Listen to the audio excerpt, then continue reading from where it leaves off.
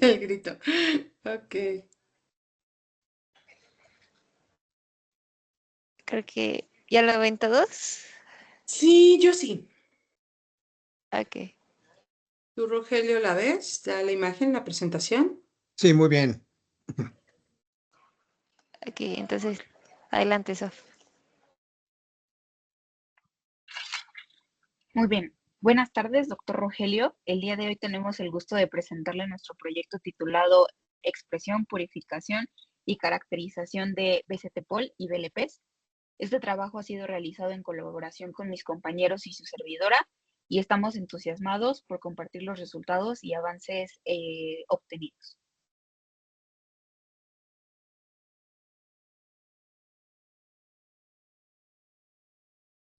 Bueno, en el primer reto vamos a hablar sobre la expresión y purificación de la BCT polimerasa en E. coli para la detección de parvovirus canino a través de la PCR-LAMP.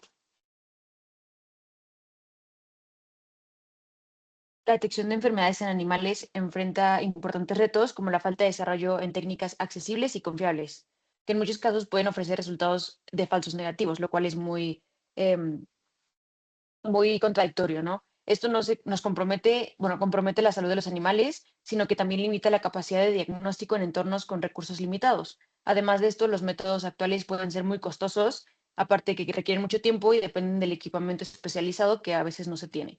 Nuestro proyecto busca desarrollar una herramienta de diagnóstico que sea rápida, sencilla y accesible, enfocada específicamente en enfermedades veterinarias en perros.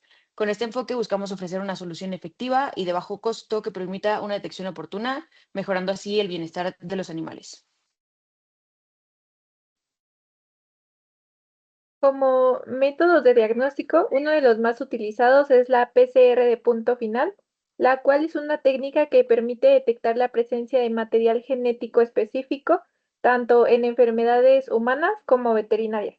Esta técnica se basa en la replicación del ADN utilizando una polimerasa para amplificar las secuencias y la técnica requiere de el uso de un termociclador que realiza diferentes ciclos de temperatura para desnaturalizar el ADN, permitir la unión de los primers a las secuencias objetivo y finalmente extender la cadena del ADN realizando la replicación.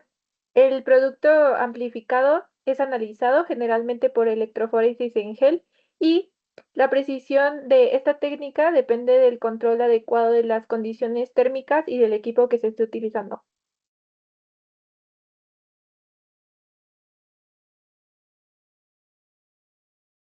Y como mencionamos anteriormente, pues esta primera parte del proyecto se centra específicamente en la producción, purificación y, bueno, el análisis específicamente de la actividad enzimática de la BCT polimerasa.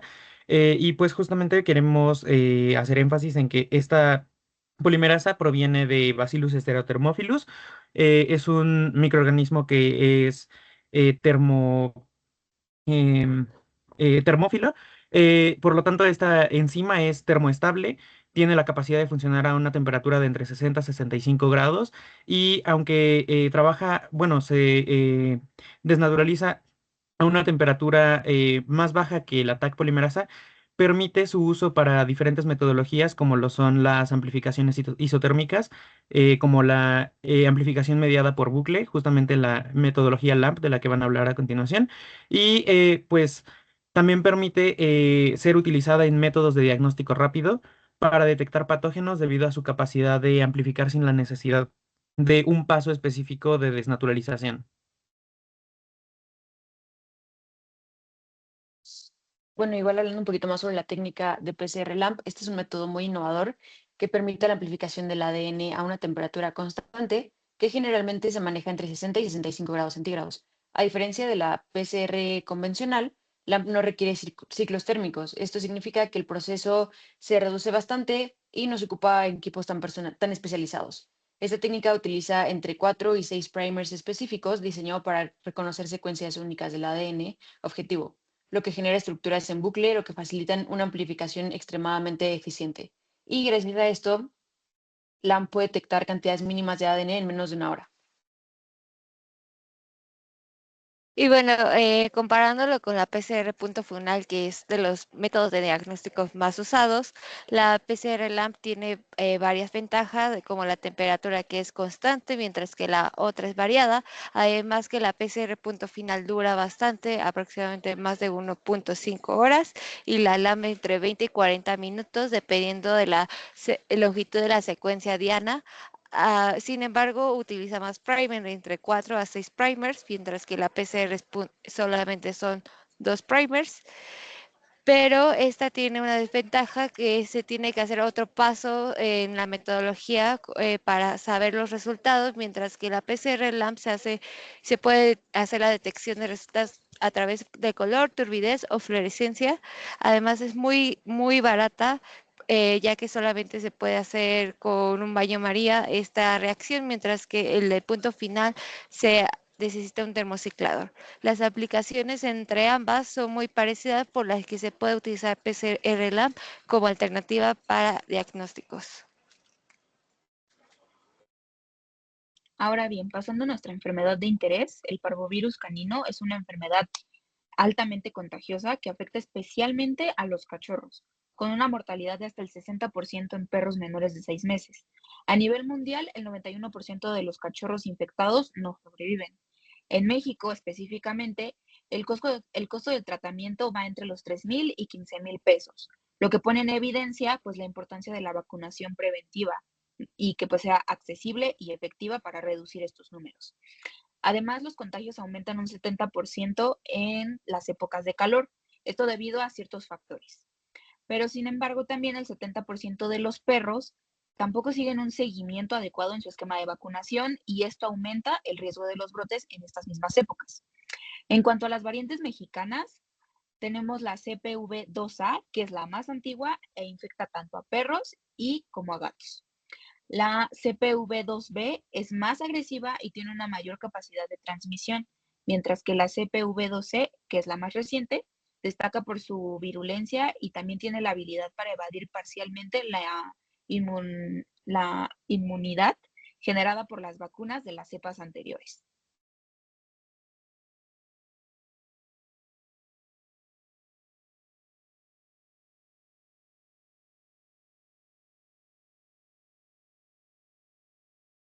Es por eso que para este proyecto planteamos el objetivo de expresar y purificar una BST polimerasa N. coli para evaluar su actividad y aplicación en ensayos de PCR-LAMP para el diagnóstico veterinario, usando como modelo la enfermedad de parvovirus canino. Y para poder cumplir con estos objetivos, justamente se estableció una estrategia que nos marcó cuáles iban a ser las etapas críticas a seguir para poder cumplir con cada una de las fases que nosotros teníamos la intención de poder realizar. eh, E iniciando principalmente con la expresión de la polimerasa, que más adelante vamos a abordar con un poco más de profundidad.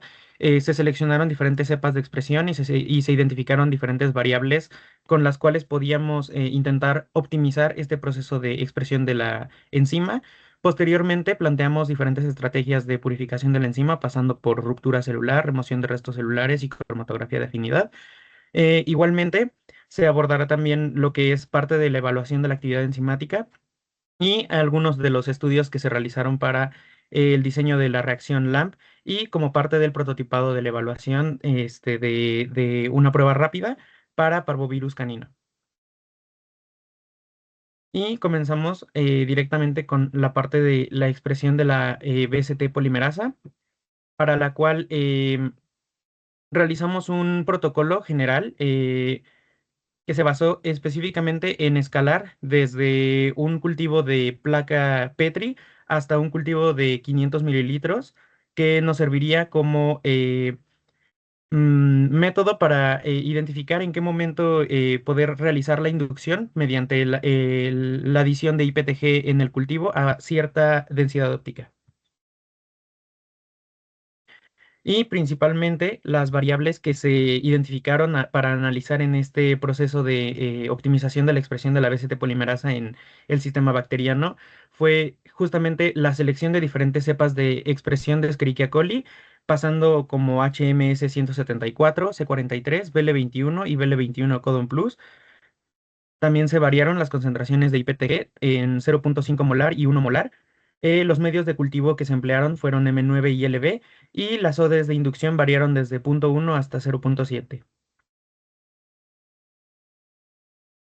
Ahora bien, comenzando con la comparación entre estas cepas, comenzamos con HMS 174. Este está especializada en modificaciones genéticas complejas gracias a su capacidad de recombinación homóloga. Sin embargo, no está optimizada para clones raros, lo que puede limitar pues, su uso. Por otro lado, tenemos a C43, que está diseñada para proteínas tóxicas y de membrana. Y aunque tiene un crecimiento más lento, es excelente para proteínas complejas.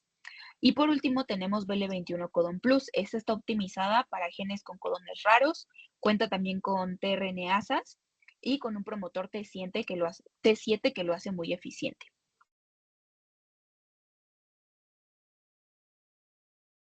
Y bueno, ahora es importante mencionar algunos términos que vamos a estar mencionando, que primero es el IPTG, el cual es un inductor que se utiliza para favorecer la solubilidad de las proteínas y para minimizar la formación de cuerpos de inclusión, lo que también ayuda a reducir la toxicidad en proteínas potencialmente dañinas. El IPTG balancea también el uso de recursos celulares, asegurando la viabilidad de las células y maximizando así la producción de las proteínas funcionales. Por otro lado, la densidad óptica o la OD es muy importante para determinar el momento adecuado de inducción, pues que puede afectar que inducir a diferentes densidades ópticas puede afectar el rendimiento como la calidad de la proteína que se está produciendo.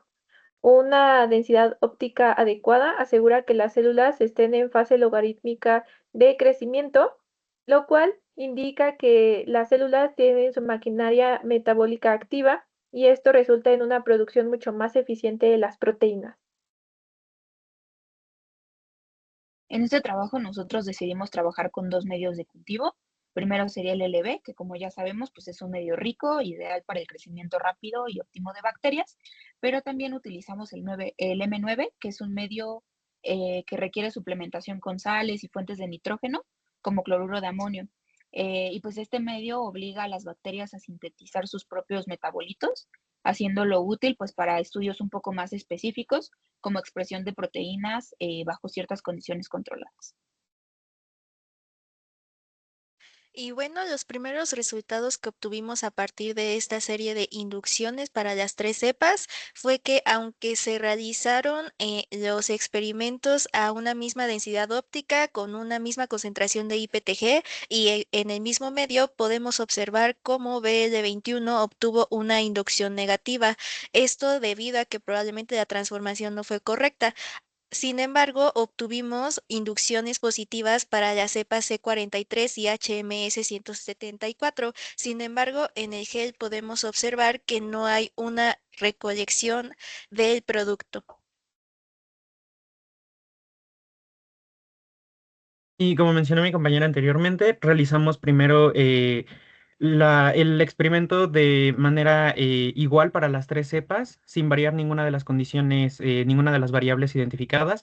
Y a partir de ese primer acercamiento con estas cepas de expresión, se decidió utilizar únicamente la cepa C43 y HMS 174 para posteriormente realizar variaciones que podrían ayudarnos a identificar si podía optimizarse o no esta expresión de la BCT polimerasa, iniciando porque C43 se indujo a una OD de 0.5 con una concentración final de IPTG de 0.5 y en un medio LB, obteniendo una expresión negativa.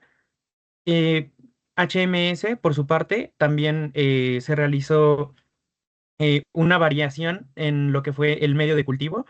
La OD de inducción y la cantidad, la concentración de IPTG se mantuvo de la misma manera. Sin embargo, se logró observar una clara diferencia, ya que en el medio M9 no hubo ninguna inducción y por parte del medio LB, en las condiciones en las que se realizó el experimento, sí se observó una inducción positiva. Y por el lado derecho podemos observar lo que es nuestro criterio de eh, expresión, nuestro criterio de selección para identificar cuando una cepa producía de manera correcta o no la BCT polimerasa. Bueno, y seguimos con la purificación de BCT-Pol. Para esto, el método para purificar que escogimos fue la cromatografía de afinidad. Esto debido a que es una técnica poderosa para la purificación de proteínas que está basada en interacciones específicas entre la proteína de interés y un ligando inmovilizado. Este método es altamente selectivo y así que aprovecha la afinidad natural. Esto es importante ya que nuestro PET15 es un vector, el cual tiene etiquetas de histidina, también conocidas como el histag, y esto hace que las etiquetas tienen una fuerte afinidad por los iones metálicos como el níquel, entonces se quedan inmovilizados en una resina cromatográfica, como se puede observar en la imagen inferior izquierda, y esa fue la decisión de por qué seleccionamos la cromatografía de afinidad teniendo el PET15.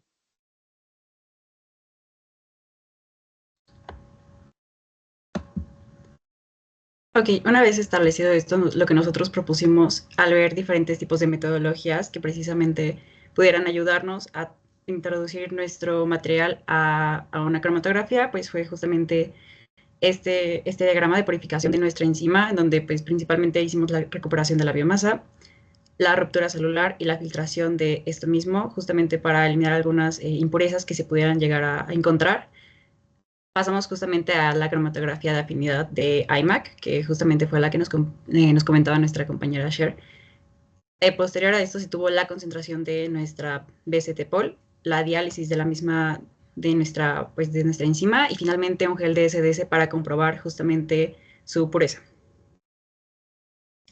Aquí tenemos un cuadro comparativo en donde precisamente tuvimos algunas de las metodologías que nosotros habíamos investigado y justamente aquí podemos pues, visualizar ambos métodos que se tuvieron dentro de, pues, del equipo, donde pues había algunas diferencias, principalmente en la lisis celular y en la parte de la diálisis, donde justamente se habla de la sonicación, diferentes tipos de sonicación y los buffers con imidazol, que pudieran pues justamente tener como diferencias posteriormente en el momento de pues la expresión de la BST-Pol.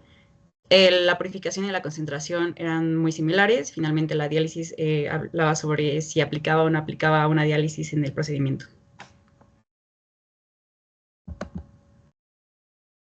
Y bueno, del lado izquierdo se encuentra nuestro programa que utilizamos para la cromatografía, la cual nos dio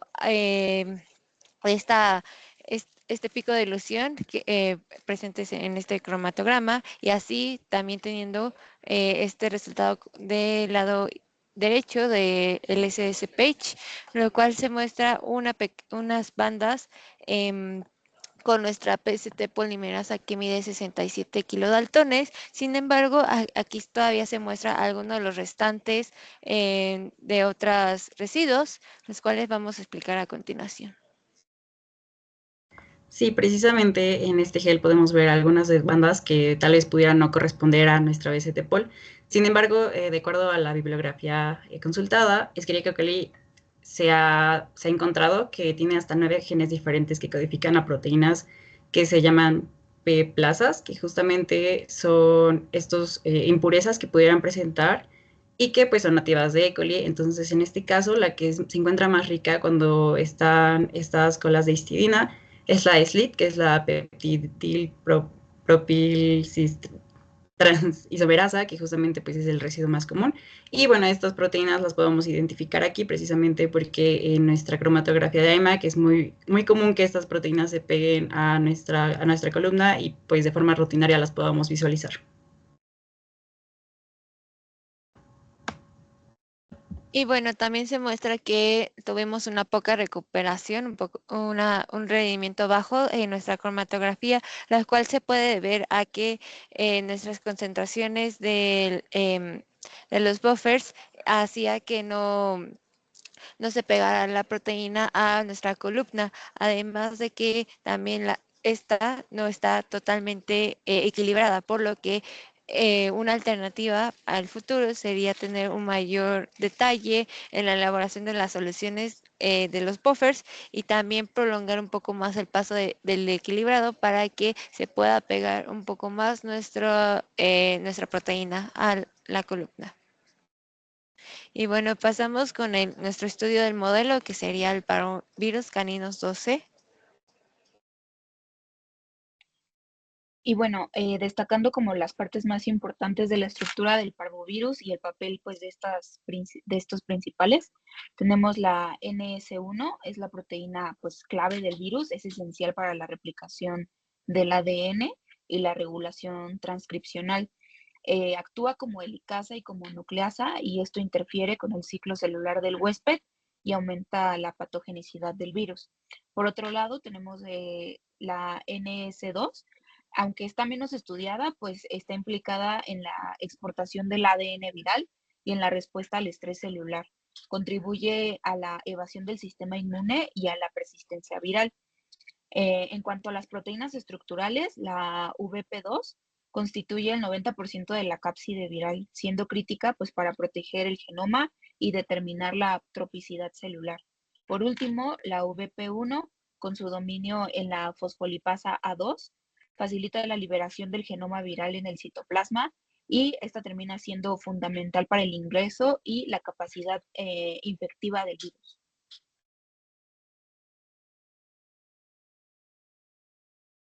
Bueno, igual las secuencias de parvovirus canino en México son fundamentales para entender un poquito mejor la variabilidad genética y las adaptaciones locales de este virus en las poblaciones caninas.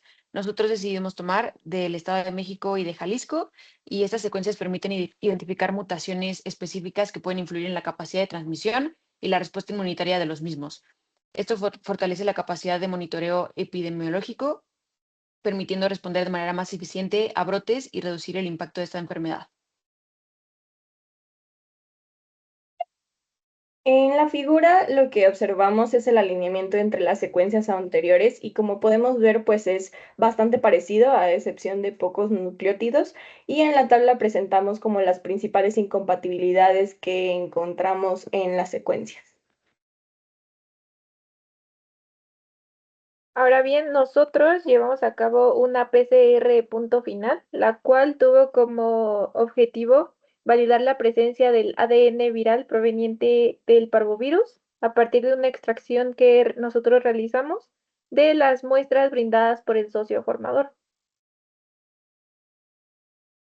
Y primero tuvimos que hacer una investigación para seleccionar los primers que íbamos a utilizar en dicha PCR de punto final. Y se utilizaron los reportados en el estudio de Alfonso Morales et al. Del año 2022, en el cual se identificó el subtipo de parvovirus 12 en 57 muestras fecales de perros. La hemaglutinación detectó el parvovirus en el 63.13% de las muestras y la prueba de ELISA en el 66.67%. El subtipo del parvovirus 12 se caracterizó por el residuo 426 de la proteína BP2 y también se relacionó de forma filogenética con cepas de países como México y Estados Unidos, presentando una mutación en la tromina 440 por una alanina. Y este estudio fue muy importante, pues marcó la primera detección del subtipo 12 del parvovirus en Cuba, con similitudes a las variantes mexicanas que se utilizan en la región.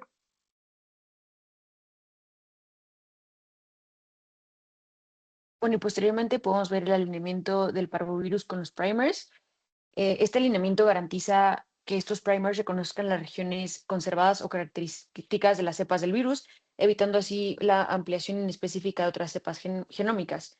Este análisis es especialmente importante en regiones como México, como ya se mencionó, utilizamos Estado de México y Jalisco, donde pueden existir variantes genéticas únicas y al realizar un alineamiento detallado se asegura que los primers sean adecuados para las cepas locales.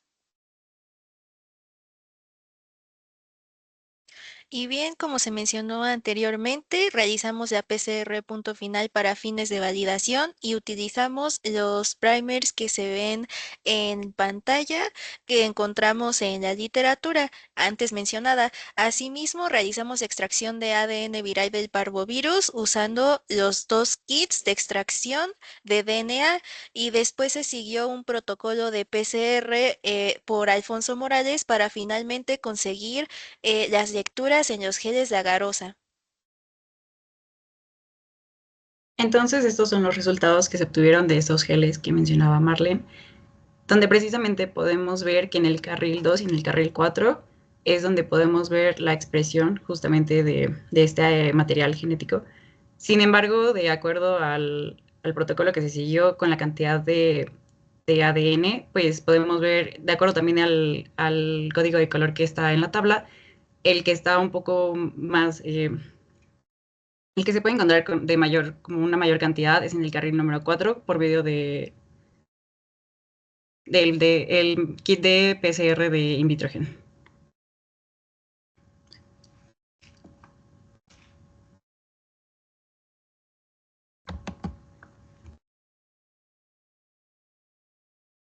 Y bueno, continuamos con nuestro diseño de la reacción LAMP. Y pues este fue el procedimiento que seguiríamos. Primero fue el diseño de los primers, del cual se hablará posteriormente. Después se realizó el mix de reacción con los siguientes reactivos que vemos en pantalla. Después se adiciona el ADN molde y de BST polimerasa. Se incuba en un intervalo de temperatura de 60 a 65 grados durante media hora a una hora. Y para la reacción de amplificación habrá tres tipos: una que se observa con colorantes fluorescentes, otra con reacciones de turbidez y la última que es la observación de resultados utilizando geles de agarosa y electroforesis. En el caso del primer tipo de reacción, veremos un resultado positivo si hay un cambio de coloración o fluorescencia. En cambio, en el segundo tipo, en un resultado positivo veríamos una turbidez. Y finalmente veríamos en un resultado positivo hecho con geles de agarosa múltiples bandas en escalera.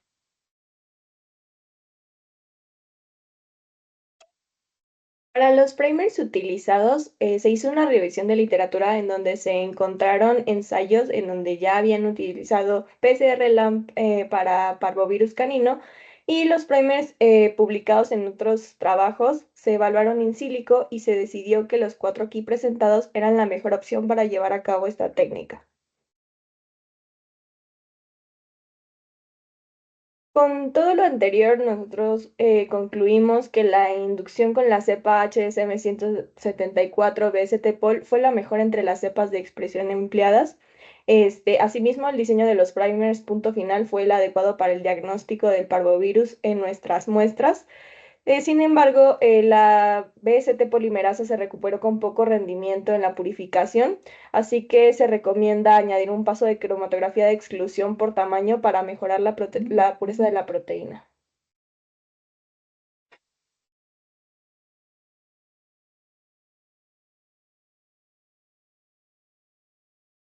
Bueno, pasamos a la parte de las perspectivas a futuro. Aquí tenemos la parte de la verificación de la actividad enzimática justamente de la BST polimerasa. Esta etapa de verificación es muy importante debido a que así podemos nosotros conocer justamente, a comparación de otro tipo de enzimas, qué tal o cómo se encuentra nuestra actividad para precisamente poder hacer, pues, en otras ocasiones nuestros propios ensayos. Entonces aquí tenemos el protocolo que se sigue para hacer la PCR, donde pues primeramente tenemos la preparación de la reacción, su incubación a 60 a 65 grados durante 30 minutos a una hora aproximadamente, la incubación para desactivar la enzima y la evaluación de la amplificación del gel de agarose. También tenemos algunas de las variaciones que se tendrían que realizar, que es como la utilización de distintas concentraciones de la enzima, que en literatura tenemos que aproximadamente de 320 unidades unidades internacionales sobre mililitro, se puede empezar a realizar estos protocolos. Igual las diluciones de una muestra viral de diferentes concentraciones, aproximadamente de 10 a la 2 o de 10 a la 7 copias sobre mililitro, e igualmente la utilización para su comparación con una polimerasa comercial para justamente determinar la actividad. Y bueno, y posterior a que hubiéramos desarrollado la PCR-LAMP, se tiene el prototipado y la evaluación de la prueba rápida, la cual sería empezando con un muestreo en S fecales para detectar el ADN viral de del canino, la extracción del ADN de esta muestra. Posterior se realizaría la reacción con la PCR LAMP y con nuestra PCT polimerasa, y se tendrían unos resultados con cambio de color debido a un uso de rojo fenol y también con cambio de color debido al zinc verde. Este sería con indicadores fluorescentes. Y bueno, pasamos a nuestro segundo reto, que es la expresión y purificación de VLPs de circovirus porcino tipo 2. Bueno, el circovirus porcino tipo 2 es una enfermedad viral de alta relevancia para la industria porcina, ya que tiene un alto impacto en la economía mexicana. Este virus afecta directamente la producción de los animales, generando así pérdidas económicas considerables debido a la reducción de su rendimiento. Aunque no presenta un riesgo directo para la salud humana, sus consecuencias en la producción porcina pueden repercutir en la seguridad alimentaria. El enfoque que nosotros decidimos tomar es desarrollar un sistema de liberación controlada de biocomponentes como una alternativa innovadora a las vacunas tradicionales. Este sistema busca propiciar una protección eficaz y más prolongada.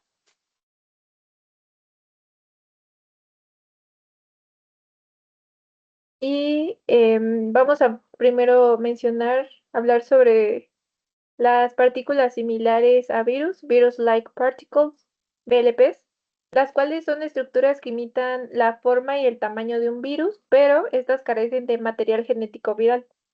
Estas partículas se derivan de virus y tienen la habilidad de autoensamblarse, lo que les permite formar estructuras similares a los de los virus naturales. A pesar de que no contienen material genético, estas partículas son altamente inmunogénicas, lo que las hace capaces de inducir respuestas inmunes efectivas, las cuales son mediadas por anticuerpos. Debido a estas características que mencioné, las VLPs se utilizan en el desarrollo de vacunas y algunas terapias inmunológicas.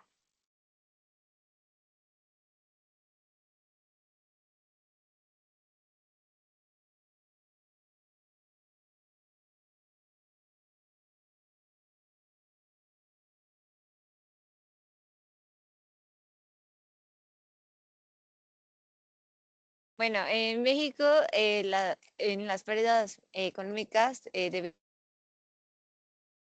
al 10% de la producción total. Esta afecta a los lechones entre 5 y 9, 12 semanas de edad y la morbilidad puede alcanzar hasta el 50%. Entre el 70 y 90% de los lechones enfermos por este virus fallece y también afecta la capacidad reproductiva de los lechones. Del lado derecho se pueden observar algunas de las variantes más comunes mexicanas de este virus, la cual nosotros nos estaremos enfocados en la PCV12, que es la más reciente y virulenta y también evade parcialmente la inmunidad generada por las vacunas.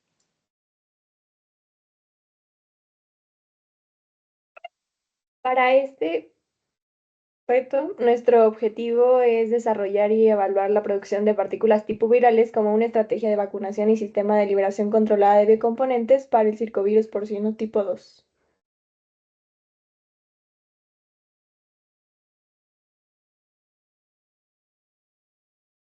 Y bueno, esta es la estrategia general de lo que nosotros planeamos para llevar a cabo este reto, en el que primero se tiene la subclonación del ORF2 o de la CAP del PCB2 en el vector PET11A. Después se tiene la propagación, la expresión y la purificación de las VLPs para por último pasar a la evaluación del ensamblaje y la caracterización de estas VLPs usando técnicas como la microscopía electrónica de transmisión, la electrónica de barrido, la cromatografía de líquidos de alto rendimiento y Dynamic Light Scattering.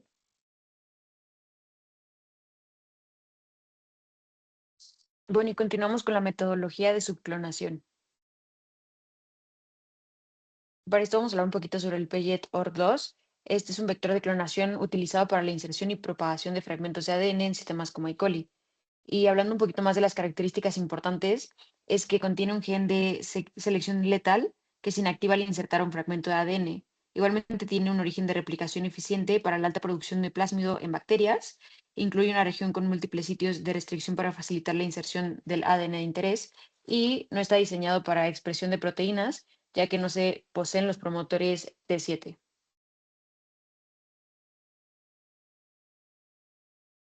Por otro lado, también utilizamos el plásmido P-Fastback, el cual es el vector para expresión en baculovirus, y este sistema facilita que se generen los baculovirus recombinantes mediante la recombinación transposicional en Escherichia coli.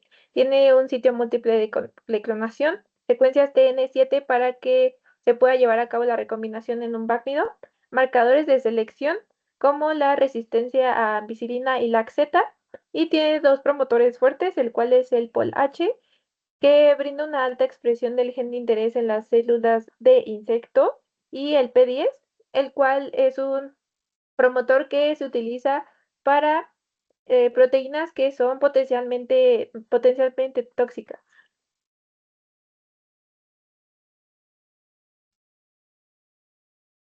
Y bueno, aquí tenemos los resultados de las extracciones de estos dos vectores, de PJET y de PFASBAC. Y bueno, la extracción fue de los constructos de PJET-ORF2 y PFASBAC-ORF2 en los carriles 2 y 3 del GEL, que corresponden a PJET-ORF2, y en los carriles 4 y 5 de PFASBAC se observan bandas claras y bien definidas, lo que confirma que la extracción fue exitosa en ambos casos, y esto nos permitió avanzar en las siguientes etapas del experimento.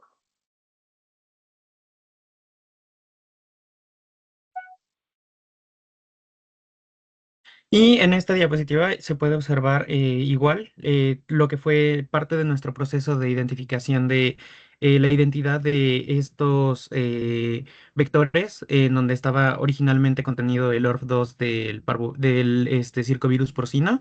Y del lado izquierdo, en la parte inferior, se puede observar la simulación de estas digestión que se realizó con el programa Benchling. Y del lado derecho tenemos la parte experimental, en donde los carriles 3 y 4 correspondientes a PJET, digeridos con las enzimas PST y BAMH1, fueron las únicas que resultaron ser positivas. Ahora bien, otro de los vectores de expresión que utilizamos fue el PET11A, y este vector está diseñado para justamente la producción de proteínas recombinantes en E. coli, así como también tiene resistencia a la ampicilina y tiene un sitio de clonación en BAMH1. Además, utiliza el promotor T7 regulado por el operador IAC, así como también tiene metabolización de lactosa. Incluye también una secuencia de sitio múltiple de clonación, esto para facilitar la inserción de genes de interés, y finalmente tiene un terminador eficiente que asegura la transcripción controlada. Y bien, durante nuestra fase de experimentación para la extracción de PET11A, podemos observar que las bandas tienen un tamaño de alrededor de 3000 pares de bases. Sin embargo, hay unas ligeras bandas que puedan significar isoformas de ADN genómico, pero de todas maneras, es una integridad muy buena del ADN.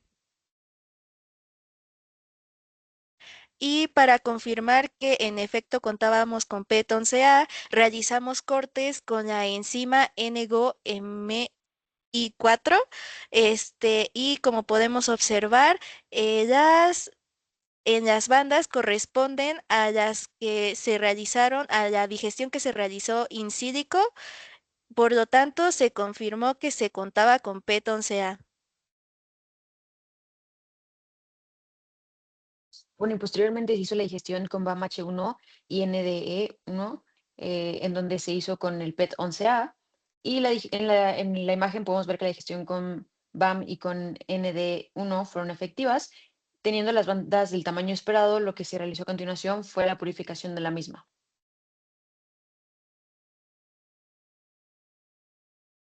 Como, como protocolo o nuestra metodología para hacer nuestra ligación, se preparó el vector digerido primero sin defosforilar, y este tiene bandas nítidas correspondientes al tamaño esperado del plásmido digerido, y la ausencia de desfosforilación sugiere que los extremos fosforilados del vector podría favorecer la religación no deseados en pasos posteriores.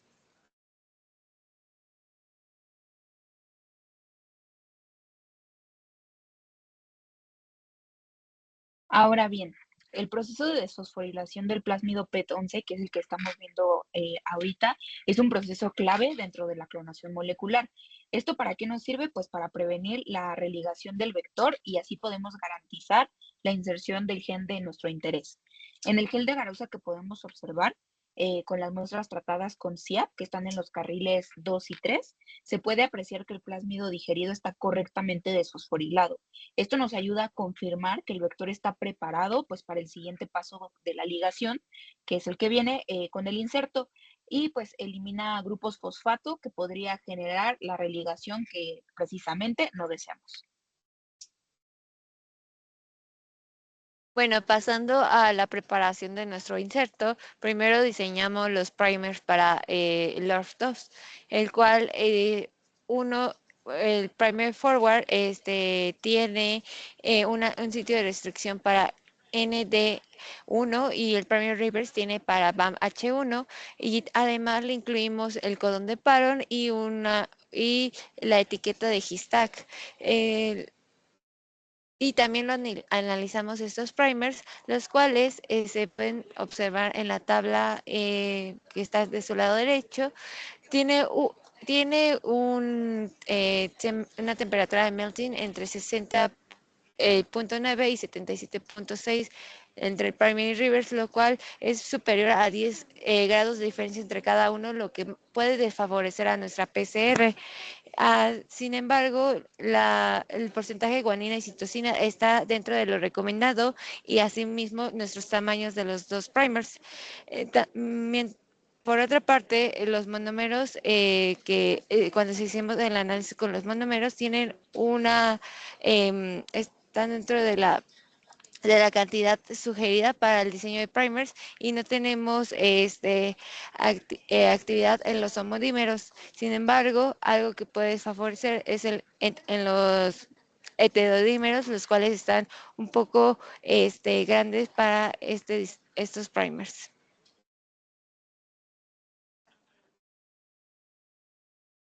Y aquí tenemos la clonación in silico que realizamos utilizando la plataforma de Benchling, en la que se puede ver la clonación del gen CAP en el vector PET11A. Para esto se utilizaron las enzimas NDE1 y BAMH1 para insertar el gen en la secuencia del vector, y también se añadió una etiqueta de histidina para su posterior manejo, especialmente en la etapa de la purificación. Y este mapa ilustra la ubicación de los elementos claves del clon, mostrando cómo se realizó la inserción del gen utilizando in silico. Bueno, se hizo la amplificación del inserto OR2. Debía tener un tamaño aproximadamente de 726 bases pares, bases par, los cuales se encuentran en este gel, que tenemos positivos en el carril 2, 4, 5 y 7, y estos productos están listos para nuestros pasos interiores, que son pasos posteriores como la digestión y clonación de nuestro vector de expresión. Como mencionó mi compañera, uno de estos pasos posteriores es la digestión de los insertos con las enzimas NDE1 y BAMH1. Y como podemos observar en el gel de electroforesis, podemos ver nuestras digestiones de los amplificados y pues...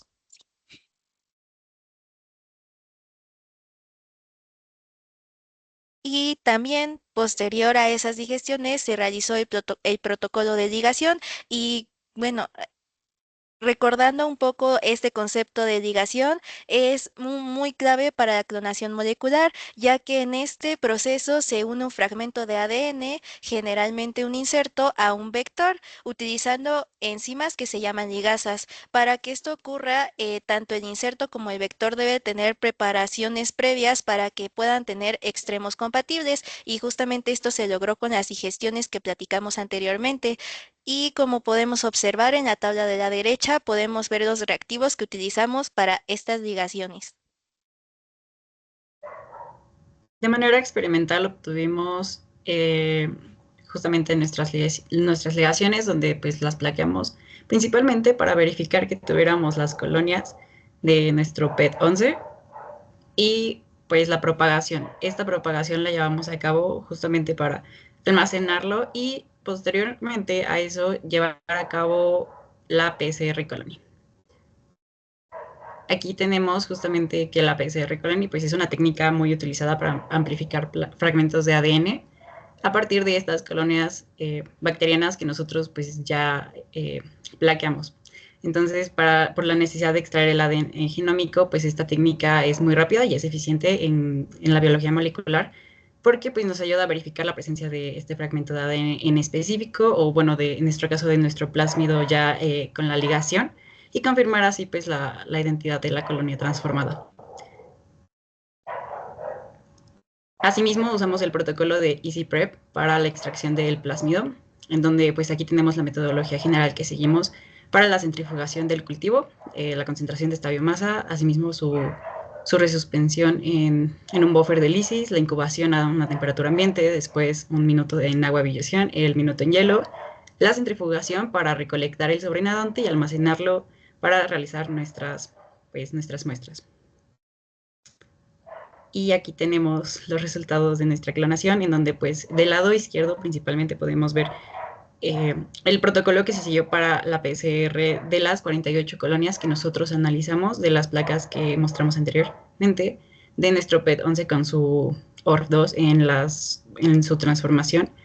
Y bueno, los geles, como podemos notar, fueron de manera negativa, no podemos ver las colonias. Algunas de las posibles causas, o de las tres principales que nosotros identificamos, fue que tal vez existieron fallos en la ligación del inserto y el vector.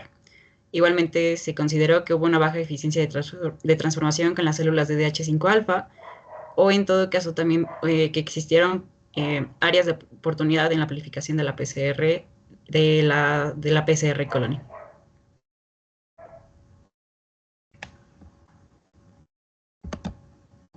Bueno, para la expresión y la purificación de las VLPs,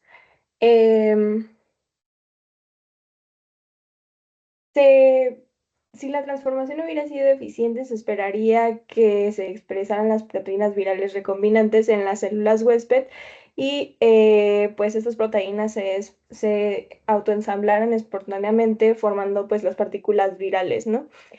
Después de esto seguiría la purificación. Nosotros habíamos propuesto el protocolo que se muestra en la imagen, que consiste en seleccionar las clonas transformadas, después cultivarlas,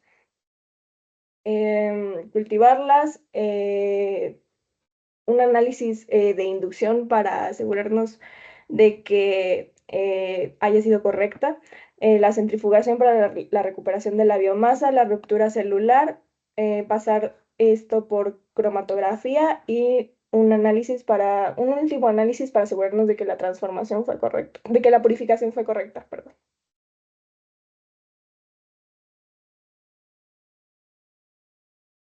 Y también, pues, de haberse realizado el ensamblaje de VLPs, nuestras propuestas de caracterización eran principalmente tres. La primera era con microscopía electrónica de barrido, y este tipo de caracterización permite una visualización detallada de la morfología de las muestras, así como también permite evaluar la estabilidad estructural. Y finalmente puedes tener un control de calidad avanzado gracias a esta caracterización. Y en la microscopía electrónica de transmisión, si bien es un análisis en 2D detallado, este brinda mucho mejor resolución, bueno, una resolución mucho más alta que la del SEM. Y finalmente de N-Dynamic Light Scattering. Este instrumento o caracterización nos permite determinar el tamaño promedio de nuestras VLPs, así como también permite conocer la homogeneidad de nuestras partículas, así como su estabilidad.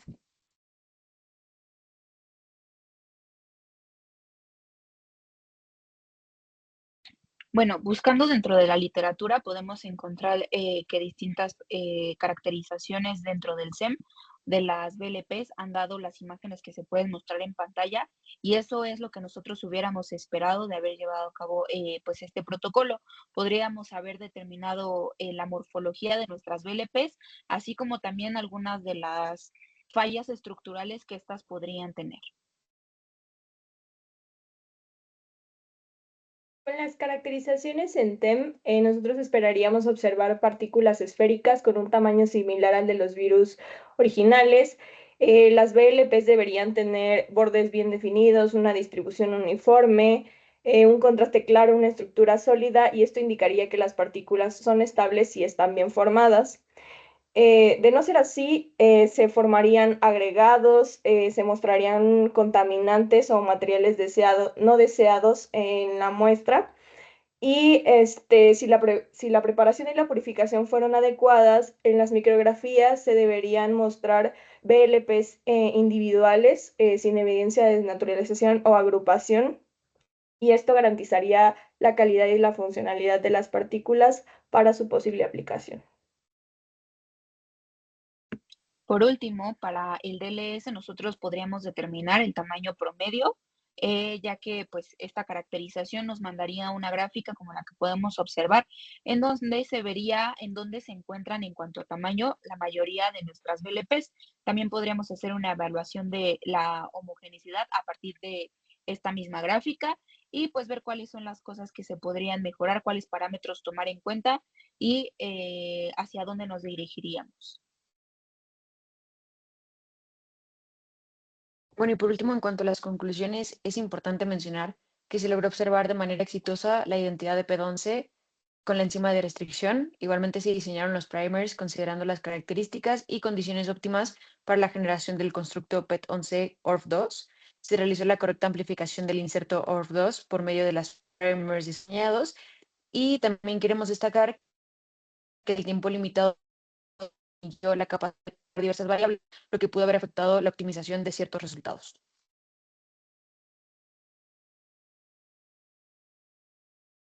Y bueno, queremos extender un agradecimiento hacia el doctor Rogelio Alonso Morales, líder del Laboratorio de Genética y Biología Molecular, por proporcionarnos las muestras necesarias para llevar a cabo este proyecto y por brindarnos la oportunidad de colaborar con su equipo. Su experiencia y apoyo pues fueron fundamentales para el desarrollo de este trabajo, y su dedicación dentro de la biotecnología aplicada es una inspiración para cada uno de nosotros poder continuar explorando este campo. Gracias.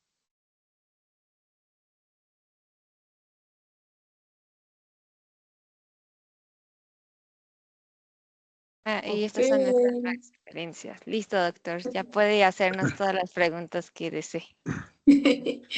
Muchas Bueno, gracias, antes que chicos. nada, Pues adelante, Rogelio. Ajá. gracias por las gracias que ustedes me dan. Eh, bueno, esto es un avance que tienen. Todavía van a seguir haciendo trabajo, experimentos. Todavía tienen tiempo para continuar. Ya no tenemos tiempo, sin embargo, tenemos ahí un poco de un experimental, un resultado que nos falta de una última purificación y también de nuestra diálisis, la última diálisis que hicimos. Entonces, esos son los únicos resultados que se quedaron en el laboratorio, que justo están destiñéndose los geles para ver si nuestra diálisis fue positiva, si se mantuvo la BCT-POL que purificamos, y también la otra purificación que hicimos, si salió positiva o no. Sí, bueno, como pueden ver, realmente son proyectos muy ambiciosos y el tiempo, o sea, es muy limitado. y sobre todo porque pues, hay ciertas complicaciones técnicas que hay que resolverlas y todo eso pues no es tan fácil superarlo, ¿sí? Pero realmente los felicito porque pues, han hecho una muy buena presentación, o sea, es muy didáctica, a pesar de los resultados parciales, ¿sí?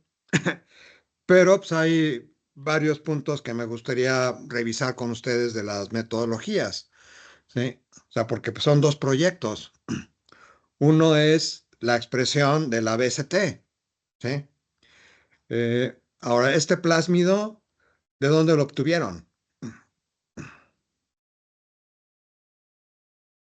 No te escuchas, Brenda.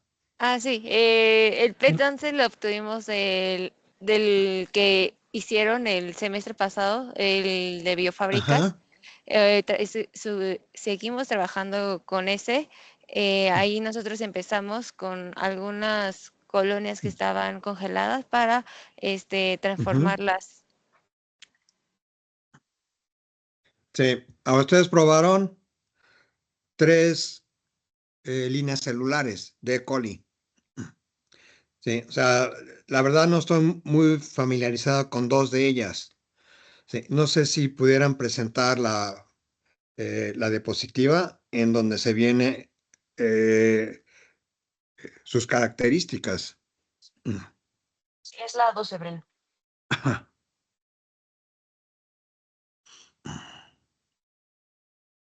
Ok. Ahora, todas estas, la HMS 174 y la C43, o sea, estas cepas, o sea, están diseñadas también para expresar la T7 polimerasa, que es necesaria para la expresión de estos plásmidos PET.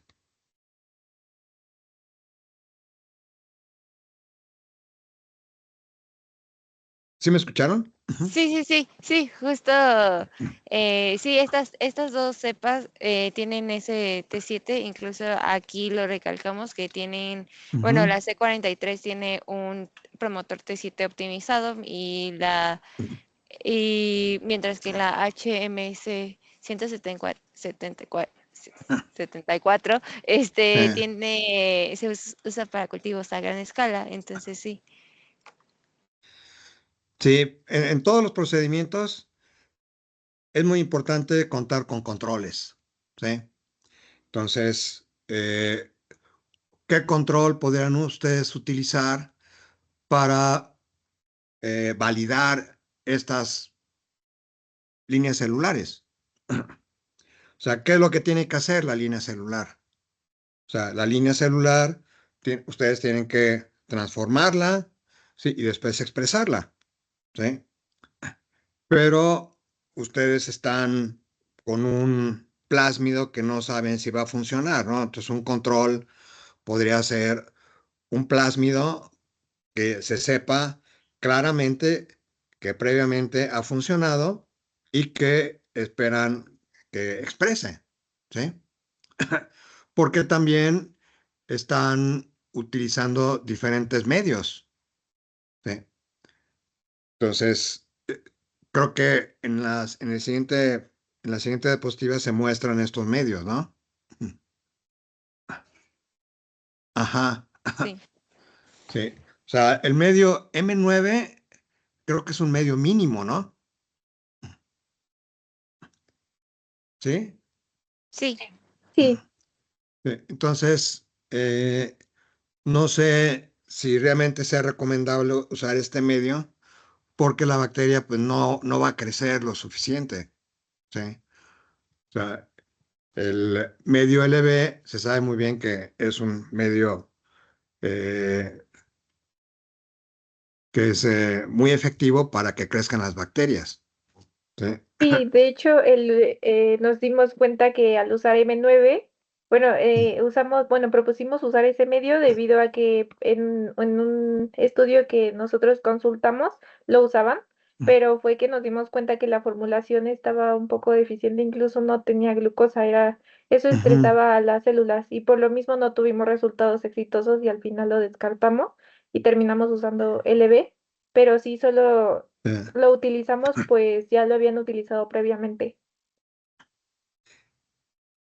Bien, y luego lo que hicieron fue evaluar la expresión. ¿Sí? Si pasan la siguiente diapositiva. Ok, entonces aquí está el momento de la inducción, que es la OD. ¿Cómo evaluaron esto? La densidad óptica. La evaluamos metiéndola al espectrofotómetro Ok. y pues después de ¿Y en qué después de un condiciones? par de horas. ¿A qué densidad óptica? A Ah, 600 nanómetros. ¿A cómo, perdón? Y, pero 600, ajá, nanómetros. Ok. Ahora utilizaron IPTG. Mm. El IPTG es el inductor y cuando llegan a esta densidad óptica de 0.2 es cuando hacen la inducción, ¿verdad? Sí. Que nada se tomaba también, o sea, sí, pero más que nada también se tomaba por el tiempo antes de inducción, Ajá. después se agregaba el IPTG y Ujú. se tomaba el tiempo que se quedaba Mm. incubando.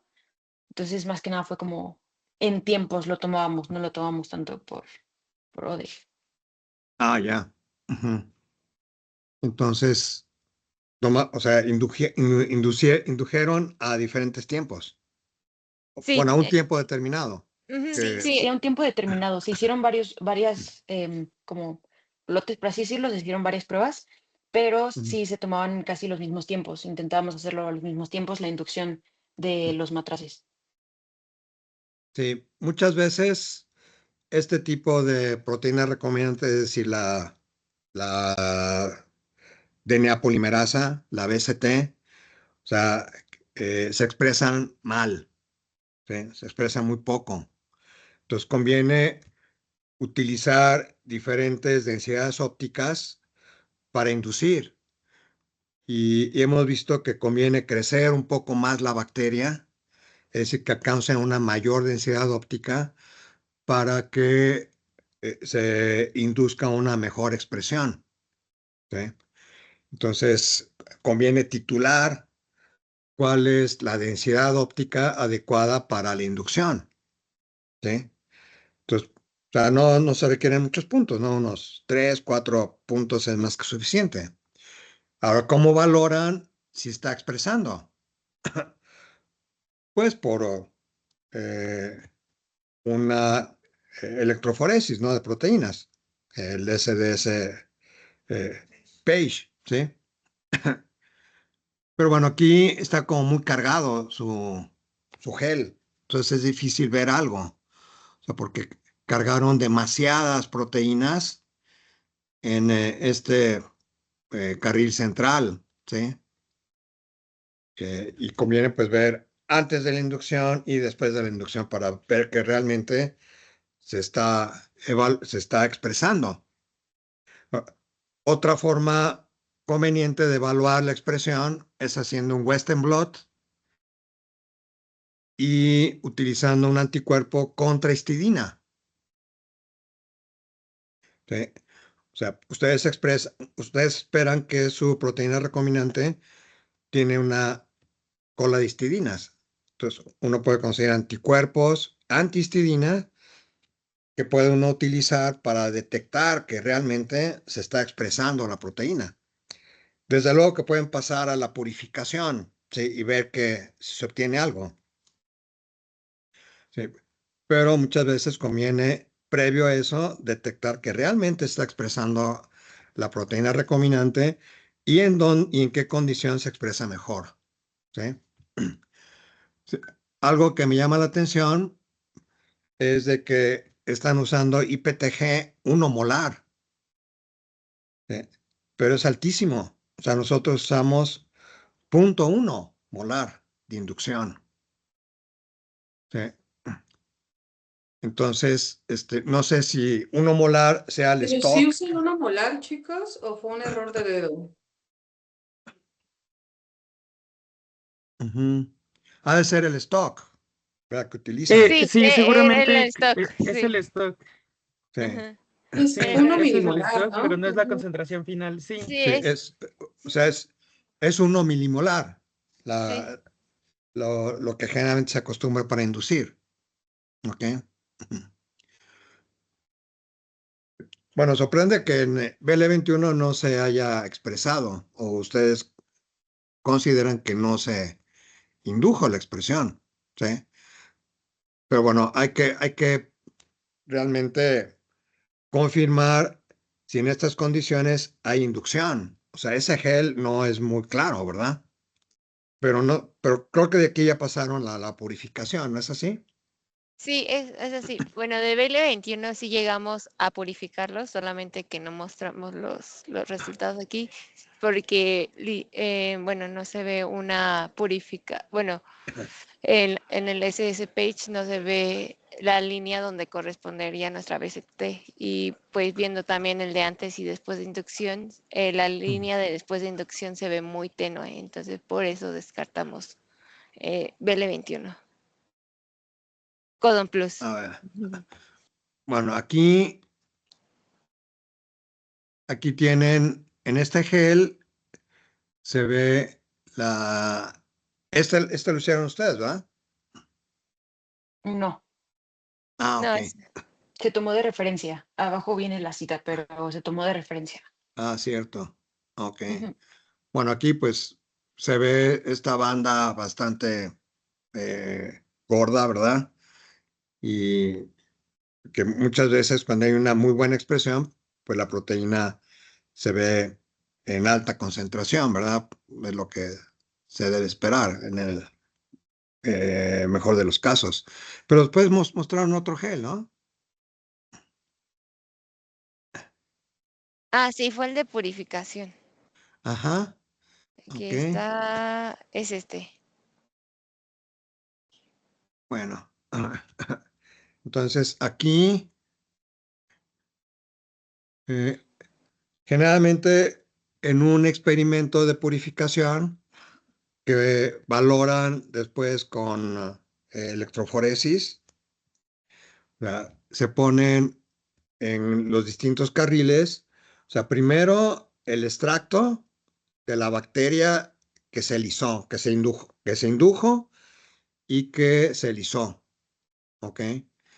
Y después, eso es lo que entra a la columna, ¿sí? Y después en el siguiente carril tendrían que poner lo que sale de la columna, ¿sí?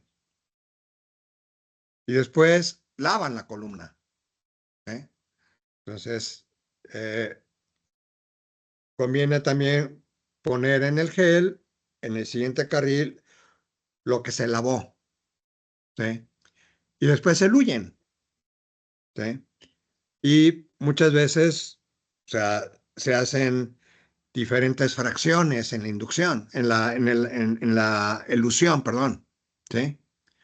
Entonces, y conviene hacer varias elusiones, ¿sí?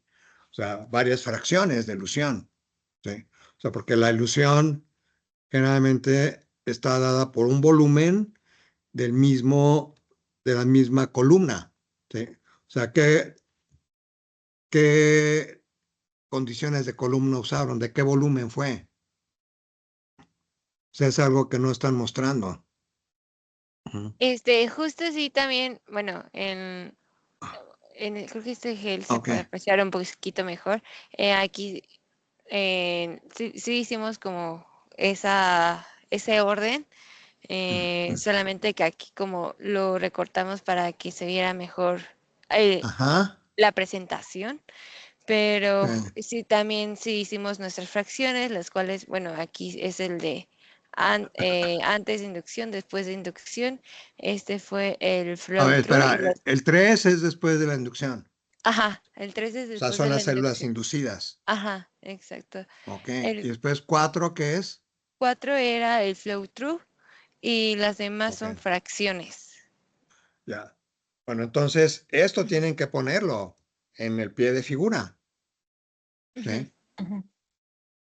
Porque lo pasaron muy rápido y dirá, bueno, ¿qué es esto? No, es lo que imaginé, pero, o sea, si están presentando algo, esto es lo más importante en su trabajo. ¿Sí? Entonces lo pasaron sumamente rápido y solo hablaron, pues, de las posibles proteínas que podrían también ser atrapadas por la columna de níquel, porque puede tener también colitas de histidina, ¿verdad? Pero, o sea, ¿qué es 7, 8 y 9? ¿Qué es? Son las Igual son fracciones. fracciones. Ajá. Pero esto ya es la ilusión. Sí, sí, eso ya es de la ilusión. O sea, ¿cuál es el primer volumen de ilusión? O sea, todavía no me responden cuál es el volumen de su columna. 5 mililitros. 5 mililitros. Ah, Ujú. ok. Bueno, tienen que Ujú. poner eso, ¿eh? Eso es importante. De hecho, en la Entonces, gráfica, en una diapo sí viene como, bueno, la imagen del, ah, si quieres súbele, Bren, o no sé quién esté compartiendo, pero sí viene. O sea, cuando explicamos por qué elegimos la cromatografía de afinidad, ahí, o sea, ahí sí viene como de que 5 mililitros, pero obviamente quedó muy, muy reducido el tamaño. Perdón, pero sí, o sea, de que ahí sí venía que son de 5 mililitros, justamente es como ese ahora, tipo le ¿cuál fue el enfocamos. equipo de cromatografía que usaron? O sea, un Acta Prime. Acta pur, sí, acta pur. Pure. Ah, ok. O sea, es un Ujú. equipo automatizado, ¿verdad? De cromatografía. Sí. Sí, Sí. Bueno, entonces tienen que poner el volumen de su columna, tienen que poner qué volumen es el eh, que obtuvieron ustedes de su lisado y es el que pasaron. El flow el through que volumen ustedes total de dicen. lisa, Sí. el volumen total del Entonces, lisado fueron 80 mililitros. 80 mililitros. O sea, ¿cuánto crecieron de la bacteria? 500. 500 mililitros. Sí. Ajá. O sea, Ah, se crecieron varios matraces. Bueno, sí. es un crecimiento grande. ¿Sí? Sí, Muchas veces cuando uno está empezando a probar las condiciones, eh, es más conveniente usar volúmenes pequeños, ¿no? O sea, 20 mililitros, 50 mililitros, ¿sí? ok. Y ver que está funcionando, ¿verdad? Ujú. ¿Ok? Entonces, y en su descripción de la cromatografía, o sea, tienen que poner los volúmenes, ¿sí? Las condiciones, ¿sí? De, eh, del flujo que hacen pasar por la columna, o sea, de el lisado bacteriano y después el lavado, o sea, qué volumen utilizaron en el lavado, ¿sí? Y qué volumen utilizaron ya en los eluidos y cuántos eh, volúmenes finalmente obtuvieron, ¿no? Entonces me están diciendo que usaron, o sea, la columna es de 5 mililitros, entonces cada 5 mililitros, porque no es un flujo continuo, ¿no? O sea, nosotros hacemos, o sea, el lavado y todo eso sí es continuo, pero ya cuando eluimos, primero pasamos el volumen de la columna, ¿sí? Y una vez que sale, pasamos otro volumen de la columna y después un tercero y un cuarto, ¿sí? Para ver en cuál de los eluidos es donde se recupera mayor cantidad de proteína recombinante, ¿sí? Entonces, se pasa en la que sigue, en donde está ya aquí. Entonces aquí vemos, si 7, yo entiendo que debe ser el primer eluido, ¿sí? ¿Sí o no? Sí. Bueno, ese fue sí, el primer, aquí empiezan nuestras soluciones. De la 7 a la 10 son nuestras Ah, soluciones. ok. Bueno, Ujú. vemos que en la 8 aquí ya se ve una banda mayor, ¿sí? Más notable. ¿Sí? Y después continúa en la 9. O sea, aquí hay una banda de un peso determinado, ¿no? ¿Cuánto pesa esta banda? ¿Cuál es el Esa, tamaño? ah, la proteína. Aproximadamente 75 O sea, está kilodaltons. por abajo de 75. ¿Cuál es Ujú. el tamaño de la BST polimerasa? 67. Pues muy probablemente ese sea, ¿no? Ujú. Ok. Entonces ahí la tienen. O sea, por el tamaño pareciese que ahí está. ¿Cómo confirmarlo?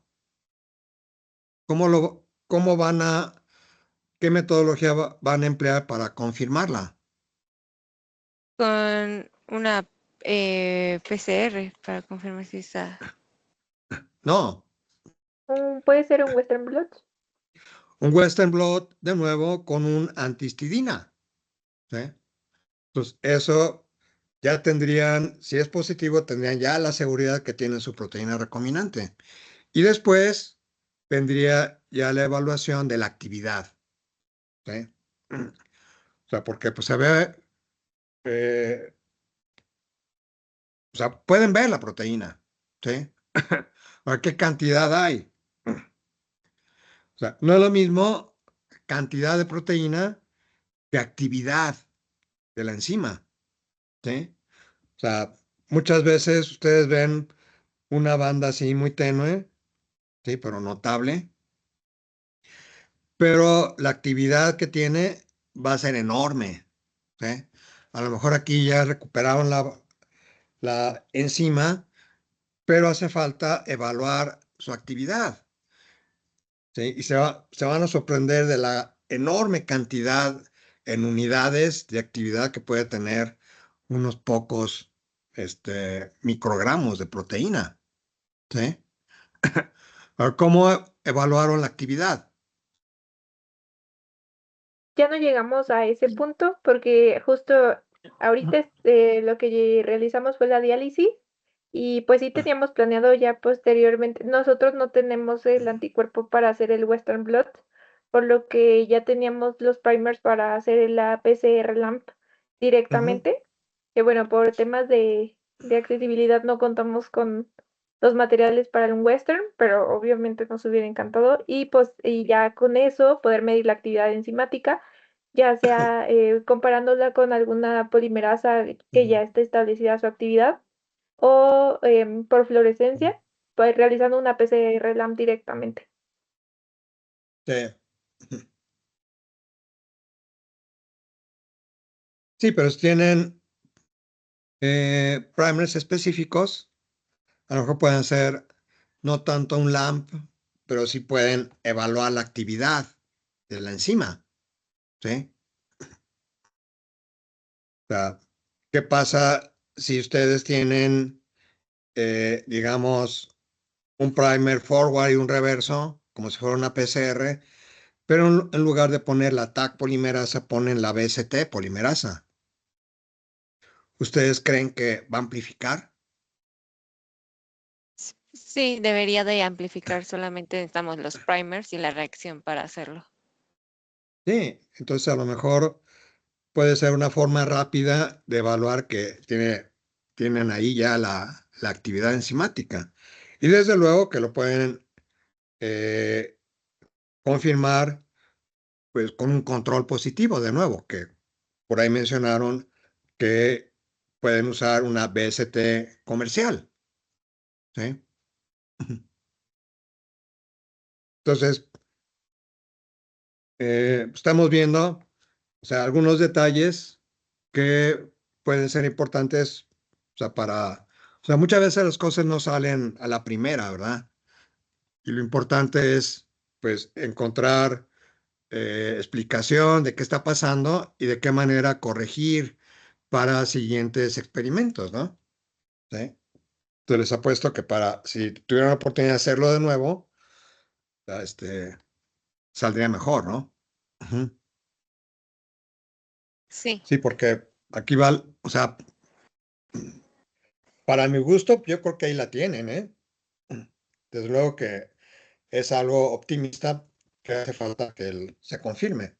Sí, ¿Sí? justo es la que estábamos terminando de trabajar antes de que Ujú. terminara nuestro semestre. Ok. Bueno, entonces, eh, ¿algún comentario sobre esta parte?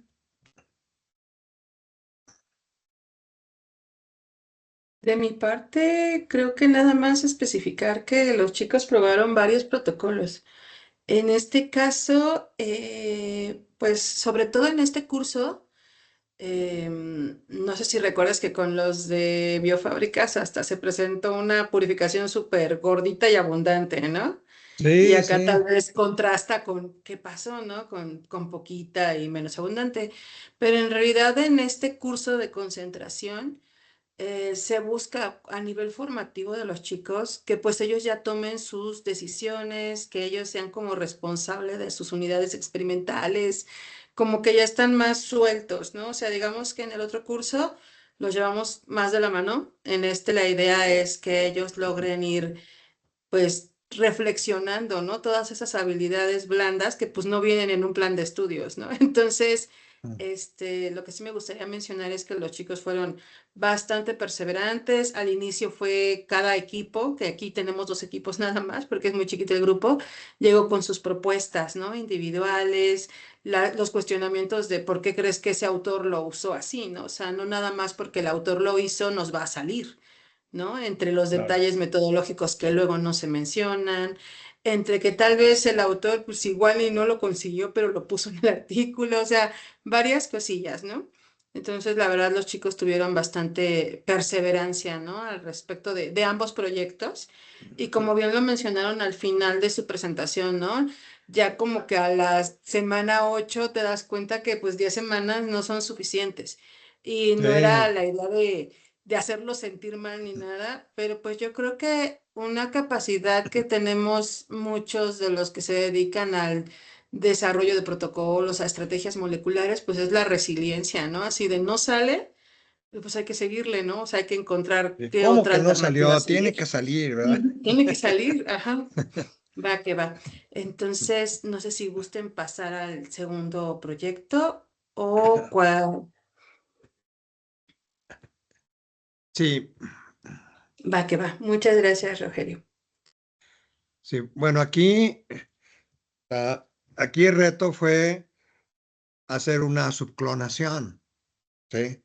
O sea, de unos vectores donde se tenía el gen clonado, pasarlo a un vector de expresión, que es el PET11, ¿sí?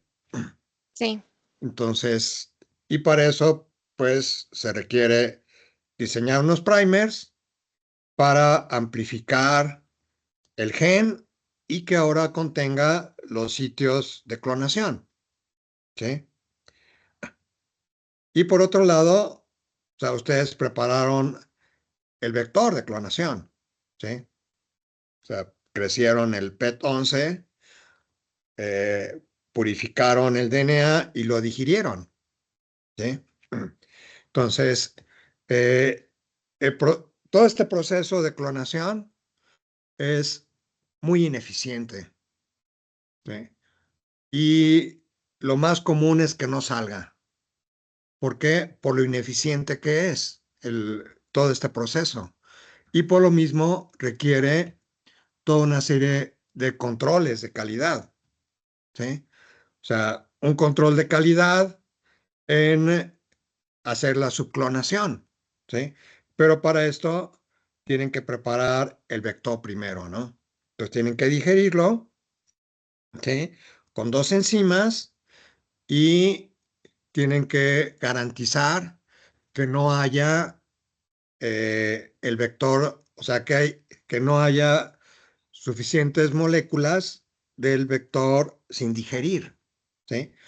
Porque si tienen eh, todavía un residuo de vector sin digerir, después les va a meter muchos problemas, ¿no? Porque cuando hagan la transformación, o sea, van a estar presentes un gran número de colonias que son no recombinantes, ¿sí? Entonces, ustedes digirieron, ¿sí? Y desfosforilaron. Perfecto, ¿sí? Es lo que se requiere para que el vector no se ligue a sí mismo, ¿sí? Pero están cortando con 2 enzimas, ¿sí? Sí. Entonces, ¿cómo? Ah, no, no, adelante, perdón. Bueno, porque primero quisieron verificar que pues, realmente tenían el vector, ¿no? ¿Sí? Y después lo digirieron ya para que pudiera aceptar ya el gen en los sitios ND1 y BAM, ¿sí? Entonces, primero fue la verificación del vector y después ya la digestión para prepararlo como vector de clonación, ¿sí? Entonces, ustedes se acortaron con ND1 y BAM-H1, pero son enzimas que no son compatibles, ¿no? Entonces, realmente era necesaria la desfosforilación. O sea, lo que deben de evitar es de que queden moléculas no digeridas, ¿sí?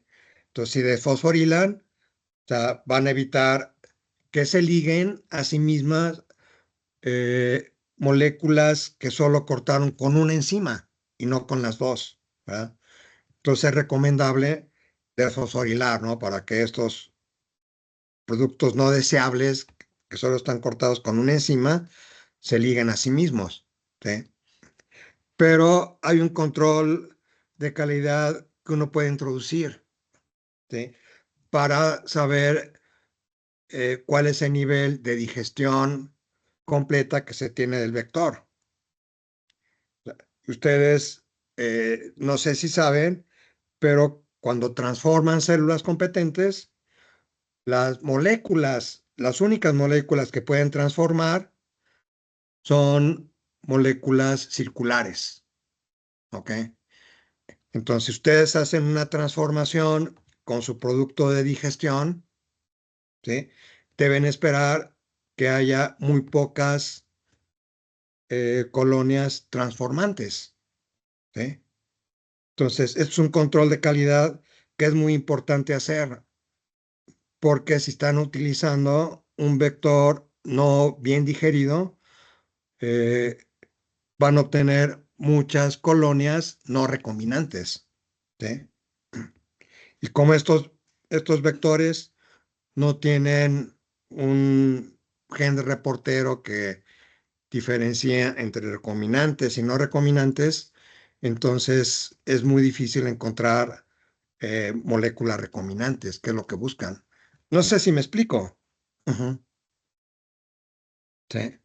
Entonces, una vez que digieran, hay que transformar células competentes y ver cuántas colonias recombinantes se obtienen. Entonces deben tener muy pocas colonias recombinantes, ¿sí? O sea, las que crecen ya en su caja de Petri que tiene ampicilina, ¿sí? Entonces, pero ustedes parece que no hicieron ese control de calidad. O sea, es un truco que, por cierto, no mucha gente conoce, ¿eh? Entonces, eh, y por lo mismo, tal vez su vector no tiene este control de calidad, ¿sí? Entonces no sabemos si las colonias que aquí tienen son recombinantes o no recombinantes, ¿sí? O sea, pueden emplear PCR, ¿sí? Ahora, ustedes no indican qué primers usaron para este PCR colony que bien mencionan, Ah, ¿sí? sí, esa, la PCR Colony y que utilizamos, los primers fueron los que diseñamos para amplificar ORF2. Ah, ya, ok. Ajá, sí. Pero no ven que esté amplificando, ¿verdad? No, en todas las muestras que hicimos, Bueno, ninguna amplificó. ¿cuál es su control positivo?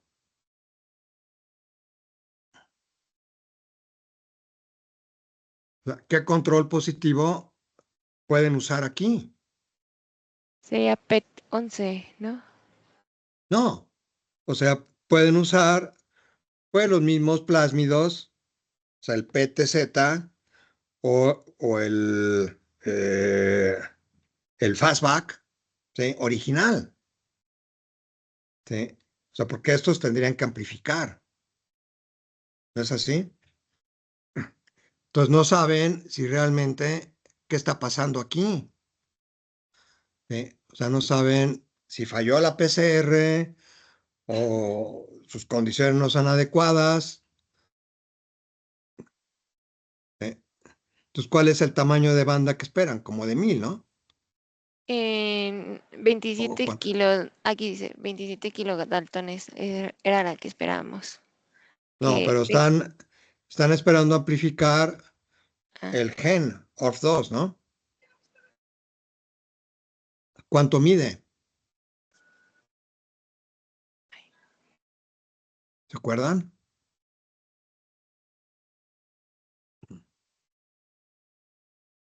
Sí, pueden ver el mapa del PCB2. Ujú, y ahí viene el tamaño del gen, ¿no? sí, el tamaño del gen es de 728 solito y Ok. ya. Ujú. Sí, porque tiene, o sea, sí lograron amplificar por PCR, ¿no? El fragmento. Sí, Sí, de hecho Sí. hicimos una prueba con primers para, si no me equivoco, me pueden corregir. Para T7 creo que Liz estuvo al tanto, usamos unos primers que incluía PET-11, pero tampoco tuvimos resultados positivos. Usamos otros primers, pero no sé si me pueden ayudar a confirmar cuáles fueron, pero tampoco Usaron funcionaron. primers universales de los que se usan para amplificar la familia PET. Ok. Sí, eran los de T7. Que es de O sea, en T7, otra ¿verdad? alternativa, porque en Sí, algún momento se dudó que fuera el problema la PCR, ¿no? Pero por eso se usó esa otra sí. alternativa. De hecho, aquí muestran un resumen de un montón de resultados, Sí, clonaciones, transformaciones que hicieron, pero sí también usaron esa otra alternativa, los universales para secuenciación. sí. Ujú. A ver, les voy a indicar otro problema que es muy grave, que siempre aparece en este proceso de clonación. ¿Sí? O sea, ustedes amplifican el OF2 con los primers específicos que le están incorporando los sitios ND1 y BAMH1 y tienen ahí su amplicón. Está muy bonito. Y después lo quieren digerir con ambas enzimas. ¿Sí? ¿Cómo saben que está digerido? O sea, es complicado saberlo. ¿Sí? O sea, la única manera de saber que está bien digerido pues, es clonando. ¿Sí? Pero no están viendo resultados de clonación. ¿Sí? O sea, lo que ocurre es de que muchas veces las enzimas no digieren eficientemente los productos de PCR. ¿Ok? Entonces, esto puede llevar a que no pueden clonar. ¿Sí? Que realmente los productos de PCR no estén bien digeridos. Entonces, un truco o una estrategia para superar esto es los productos de PCR, clonarlos. ¿Sí? Clonarlos, pero en un vector de clonación que son vectores para clonar productos de PCR, que son los vectores T, ¿sí? Que lo venden cualquier casa comercial. ¿Sí? O sea, ustedes saben que la Taq polimerasa, por alguna razón, en los extremos 3' le pega una cola de adeninas. ¿Sí? Entonces, y las moléculas de los amplicones tienen en los extremos 3' una cola de adeninas. Y ustedes pueden conseguir vectores de clonación para productos de PCR que le llaman vectores T, que tienen una cola de timinas. ¿Sí? Entonces son muy eficientes para clonar productos de PCR. Y es muy fácil hacerlo. ¿Sí? Entonces, conviene primero clonar el producto de PCR en un vector T, obtener el DNA y digerir con las dos enzimas. ¿sí? Entonces, claramente ustedes van a ver que se libera el fragmento, ¿sí? En un gel, pero que va a garantizar que tiene los sitios de clonación libres, ¿ok? Entonces, ya simplemente lo recuperan del gel, ¿sí?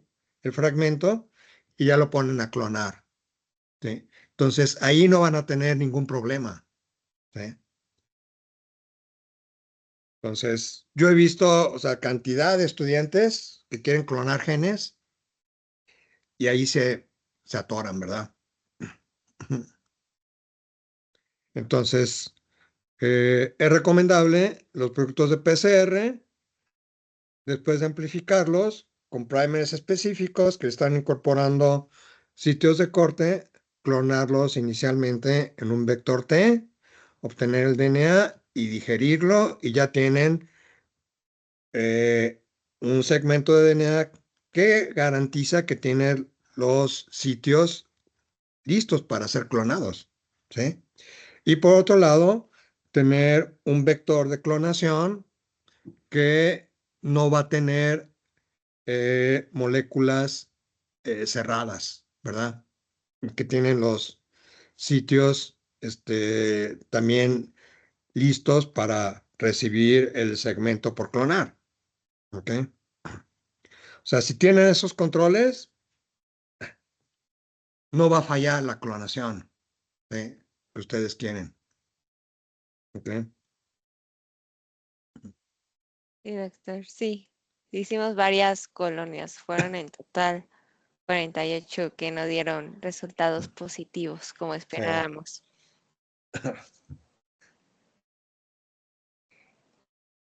Sí, bueno, pero ahora ya tienen esta experiencia y con estas sugerencias, o sea, si lo vuelven a hacer, no van a fallar, les aseguro.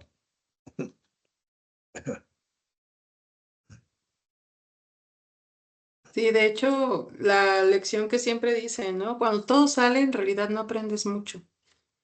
Y cuando nada sale, por explorar hasta que salga alternativas, indagar, comprender, pues aprendes mucho más, de hecho.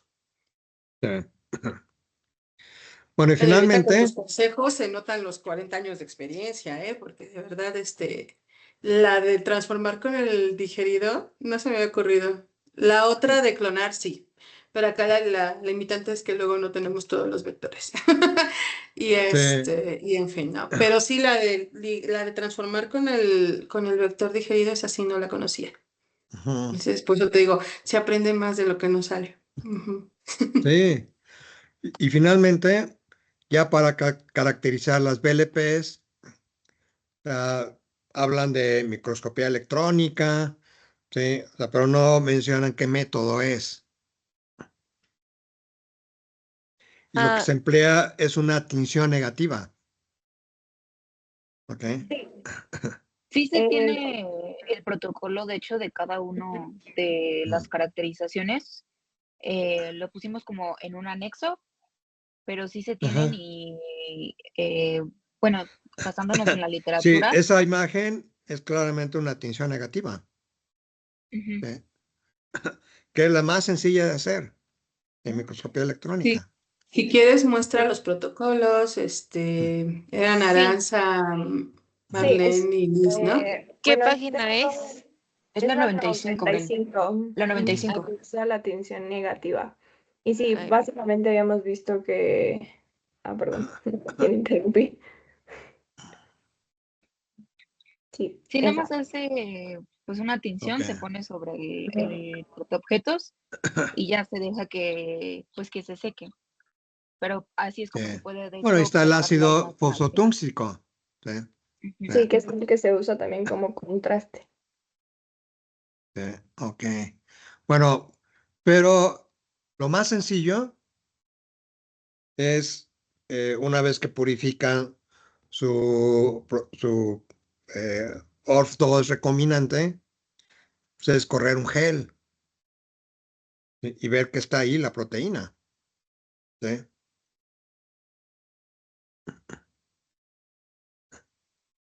Sí, Y la proteína, pues ustedes esperan que se autoensamble, ¿sí? Para ya generar las VLPs, ¿sí? Entonces, un paso previo a la microscopía electrónica, pues es hacer el SDS page, ¿sí? No, pero en general, pues las felicito, los felicito. Se ve que hicieron Gracias. un muy buen esfuerzo, ¿sí? Se documentaron, pero pues fue una carrera así vertiginosa, ¿no? De en escasas semanas poder hacer todo, que es complejo, ¿eh? Sí, es muy complejo y la verdad sí aprendimos un montón y mucha resiliencia más que nada porque veíamos resultados negativos tras negativos, pero ya justo teníamos la esperanza de la BCT Poll, que era la última que hicimos, que sí salió. Sí. Sí, la verdad es que sí te habíamos contado, ¿no? Que el curso dura 24 horas semanales y tenemos horarios acotados a las 8 de la noche, 10 de la noche. Pues estos chicos no sé por qué tenían como la manía, las ganas de quedarse siempre como hasta las 9, 9:30, hasta, aunque saliéramos a las 8, seguían ahí sacando resultados, llegando temprano. El curso empieza a las 4 y a veces llegaban desde la 1, desde las 2, desde las 3, o sea. Un Ujú. montón de esfuerzo. La verdad es que luego nos quejamos, Anita y yo, de que nuestros grupos son muy chiquitos. Sentimos como feito, ¿no? Que nos gustaría que hubiera más gente, pero aquí tener 8 chicos creo que fue muy, muy productivo, muy complementario, muy coordinado.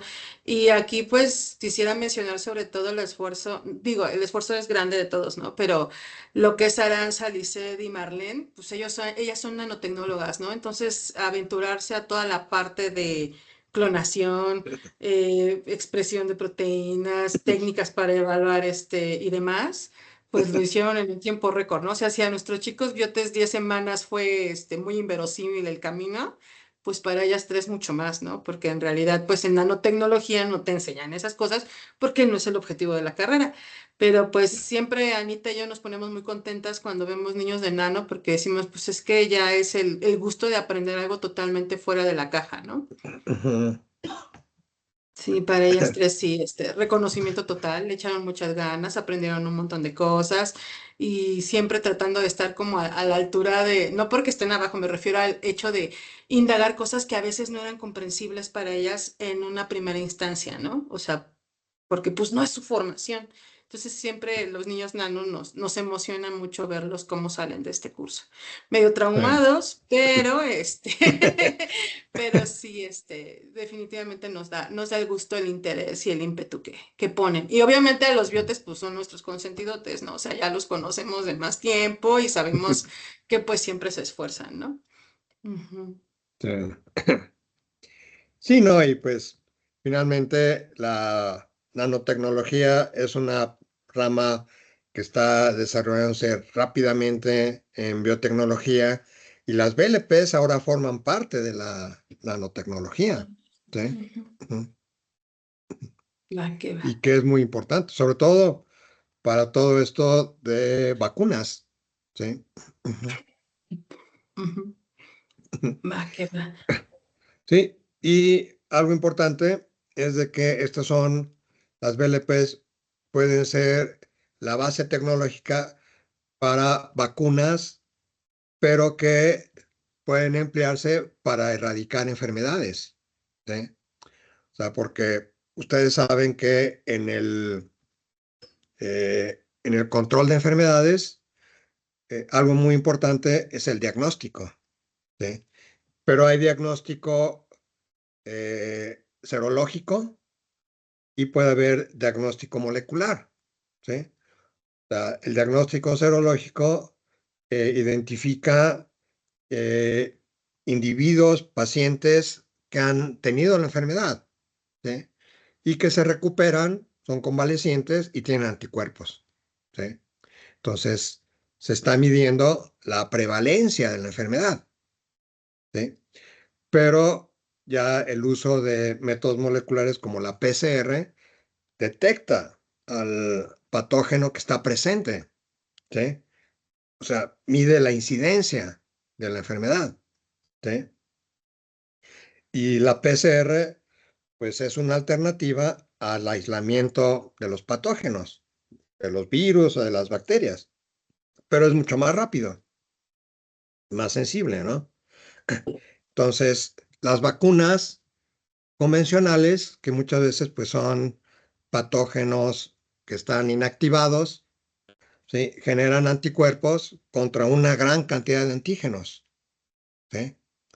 Entonces, eh, y, y muchas veces en una población pues, hay individuos que están vacunados y otros que fueron infectados, ¿sí?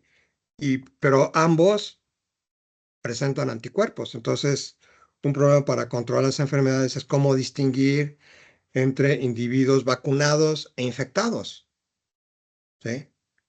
Entonces, eh, lo que se puede hacer es emplear vacunas que le llaman DIVAs, o sea, que distinguen entre infectados y vacunados. Y para eso se utilizan estas vacunas que utilizan un solo antígeno, ¿sí?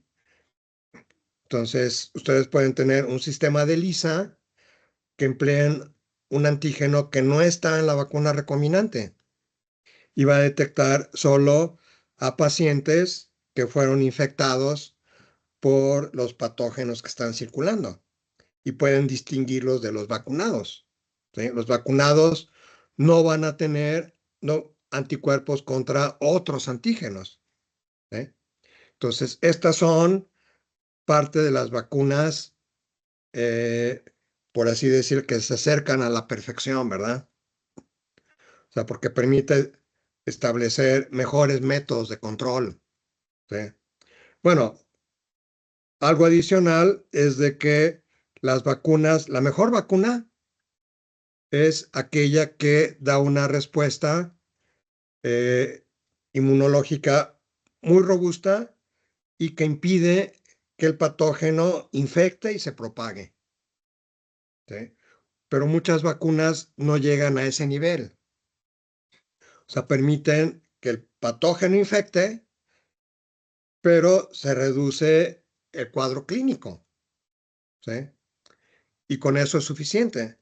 Pero igual el patógeno va a seguir infectando individuos que están vacunados y se va a seguir propagando, ¿sí?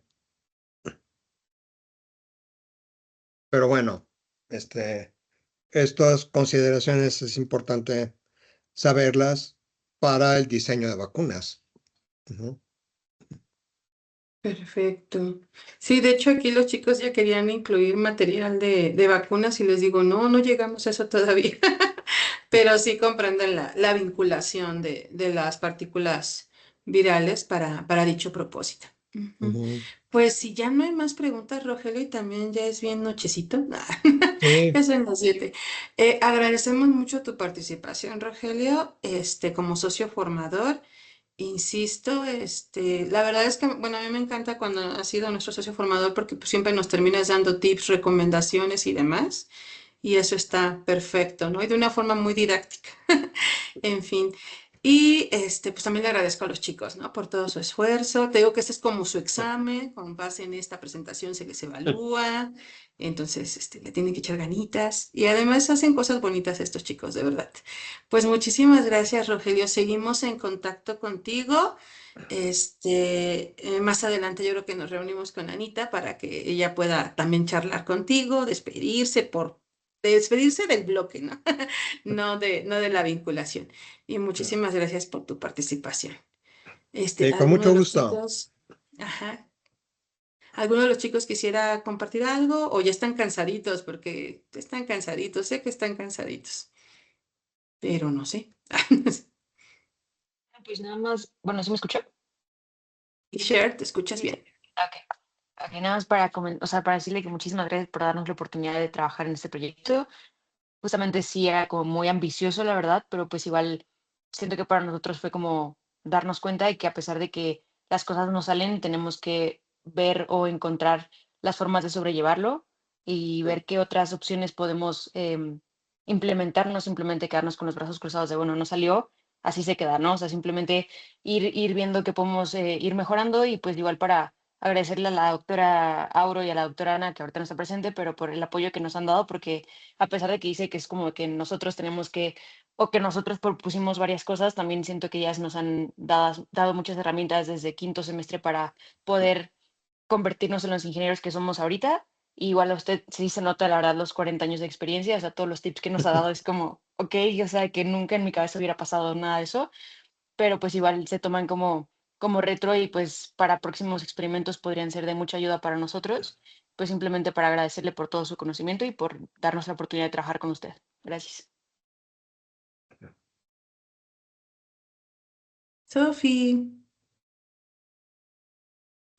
Bueno, ya que ya levanté la mano, porque iba a poner un corazoncito, pero sí, igualmente muchas gracias por pues, ver el acompañamiento, o sea, y justamente por, pues, permitirnos trabajar con usted y a las doctoras, pues, por todo el apoyo que nos dieron, porque sí dicen que nos dejan solos, pero la verdad es que ellas son las que precisamente nos dan como este camino en la pauta para nosotros, pues, saber qué otras opciones podemos hacer, porque a veces nos limitamos mucho y creo que cuando al principio nos dijeron como, son 2 retos, personalmente sí me espanté, o sea, sí dije como, ¿cómo vamos a hacer todo esto? Pero pues la verdad es que se les agradece mucho a ambos por su experiencia y por pues todas estas cosas como que nos enseñan. Vale, Sofi.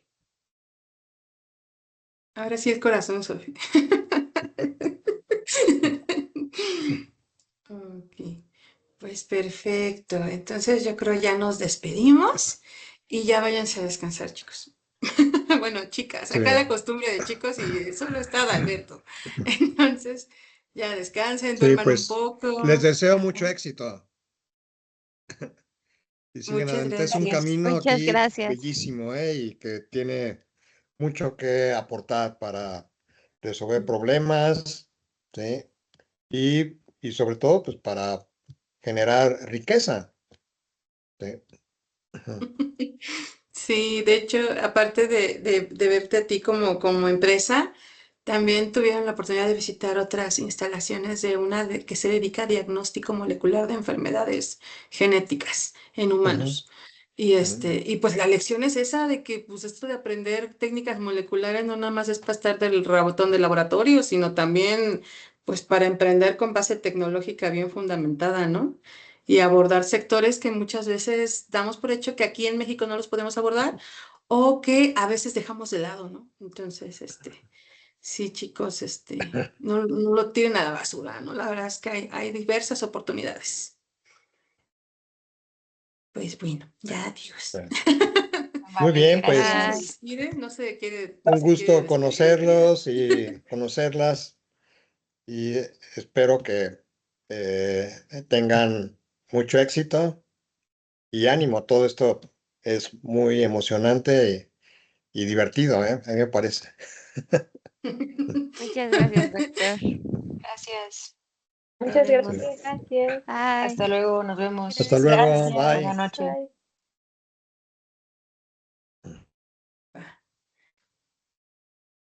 Los que siguen conectados.